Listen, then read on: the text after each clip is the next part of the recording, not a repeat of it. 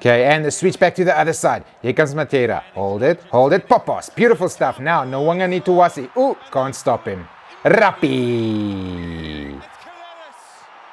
Here we are, the last round of the Diet Rugby Championship. The final tune-up before the final tune-ups. The first match on Saturday sees the Wallabies host the All Blacks at the MCG. Big binoculars lobbyists earning their money on that one. The Aussies are currently winless and clearly changing their style of play in some major ways. Not a single Aussie makes the top 10 of carries after 2 games of the TRC. Rob Valentini, a known ball carrier under Dave Rennie, has only hit 10 carries so far. Matera, Savia, Frizzell and even Willie Leroux have double or even triple his runs. Koroi Betty is only up to 14 runs, yet he still tops the charts in meters and clean breaks. Now, I'm only a filthy rugby peasant, but I would love for a tackle breaker like Marika to get his hands a little dirtier during the game.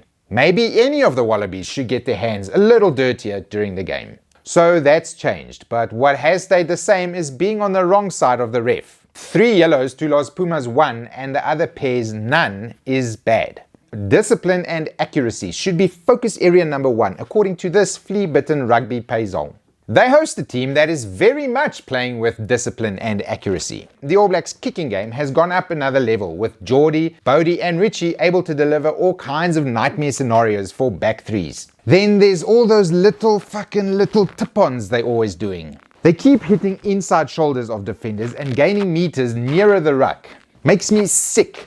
Pass it wide so our blitz defense can swallow you up like real men. Because of all those good kicks and the ball handling near the ruck, their game speed is so high right now. The Wallabies must cut the head off the beast, kill the ball at the ruck and hassle Aaron all night long, and try and do that without giving away penalties. Honestly though, after the first 2 games that the All Blacks delivered, it would take a brave man to bet against them when they travel to Melbourne this weekend. They will revel in the Wallabies' new wimp-low game plan of never touching the ball, never exiting their half, and getting 1.5 yellow cards per game. Unless the Aussies spring the trappest of traps ever, I predict a very long night with many tries against. The second game on Saturday sees the Pumas come to Gangsters Paradise to face the embarrassed Springboks. As is tradition, the Pumas looked much better in Game 2 than they did in Game 1. And they might look even better this coming weekend because we haven't even seen their final form. Cheka's been resting, or more likely chained up, guys like Petty, Delgi, Imhoff and Malia. These are very experienced stars who play for teams like Toulouse and Toulon. Bok fans should definitely not expect another Aussies at Loftus if those players are picked.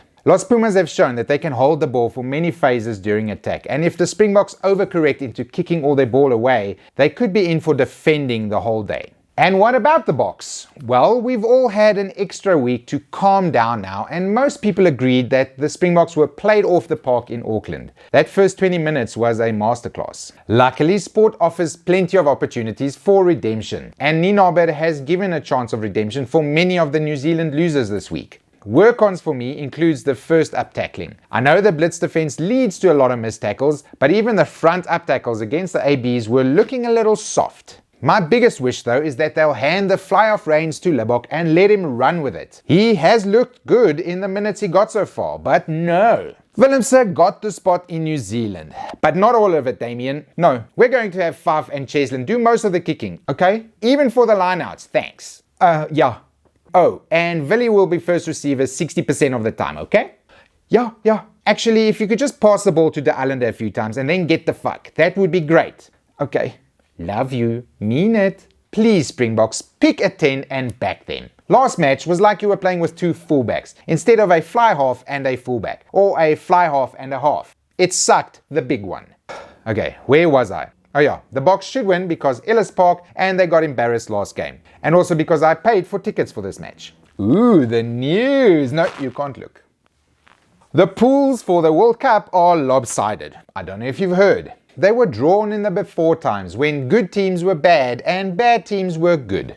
Now we're in the situation where 2 of the top 4 teams in the world will be knocked out in the quarterfinals. And in the entirely plausible situation where the hosts could be knocked out after the first round of playoffs. That's bad for the fans. And for money. Quiz show host Sir Billy Beaumont came out this week and he said that they were very sorry. They held the draw that early so travel logistics could be sorted far in advance. For the next tournament, they have now confirmed that the draw will be held as late as possible and travel agents will just have to deal. Let's hope Georgia doesn't become a world rugby power between the draw and the 2027 tournament. The British and Irish Lions have announced their itinerary for the tour to Australia in 2025. Again with these early announcements. What if Sydney has fallen into the ocean by then?